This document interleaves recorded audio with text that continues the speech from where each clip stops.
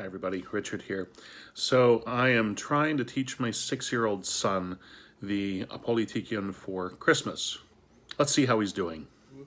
The Son of Righteousness, and to know you as Orient from on high. Glory to you, O Lord. That would be hard. I know it's not. I know it's a silent K, but if you didn't know how to read and you're sounding it out, it would sound like knowledge. Okay. Your nativity, O Christ our God, has caused the light of knowledge to rise upon the world. For therein the worshippers of the stars were by a star instructed to worship you.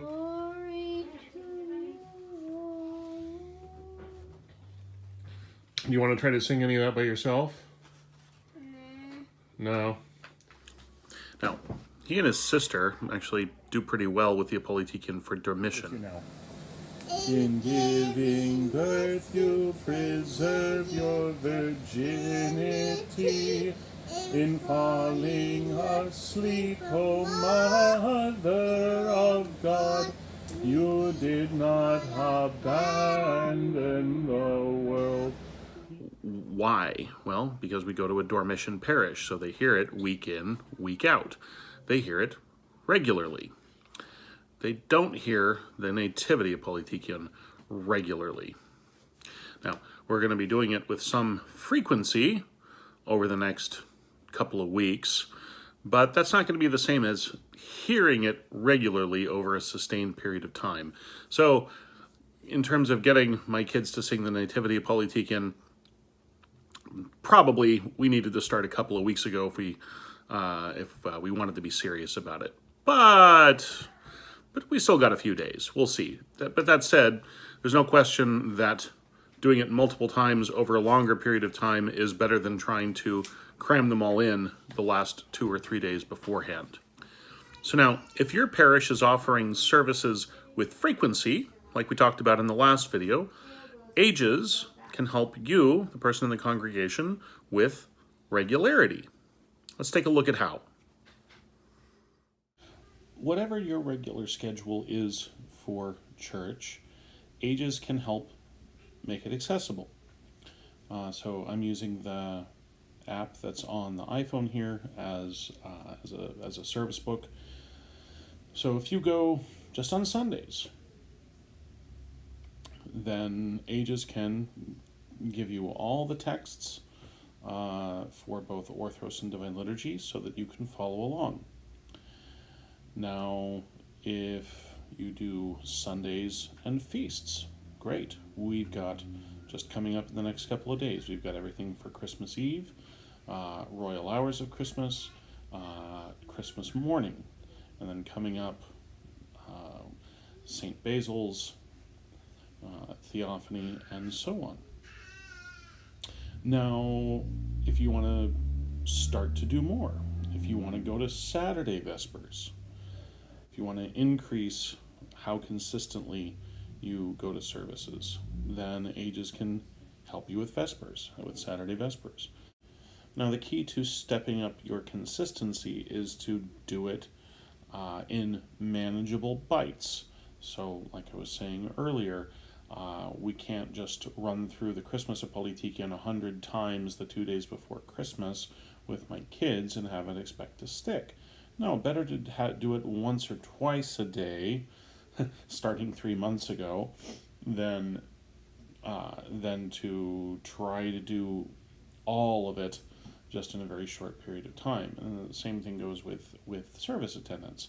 You know, if your parish, say, does Orthros and liturgy every Sunday, and maybe your parish is such that you offer Saturday Vespers as well, and then maybe you have a festal liturgy once a week. Just try to take one step at a time. Maybe you say, okay, I go every Sunday now, I want to add in 2 Vesper services a month, and do that for 6 months. Then, maybe after 6 months, say, and I'm going to attend a festal liturgy once a month. I'll start to approach it that way. And then if there are major feasts that you always go to, maybe you always go to St. Nicholas in addition to Christmas, Holy Week, and Easter and whatnot. Add these additional liturgies to what you already do where that's concerned. But just try to do a little bit at a time. Unless you're in a monastery, going from 4 times a month to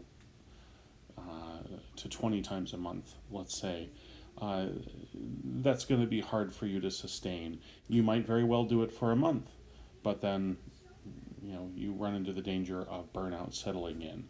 So best, if what we're shooting for is regularity in the midst of parish frequency, just do a little bit at a time.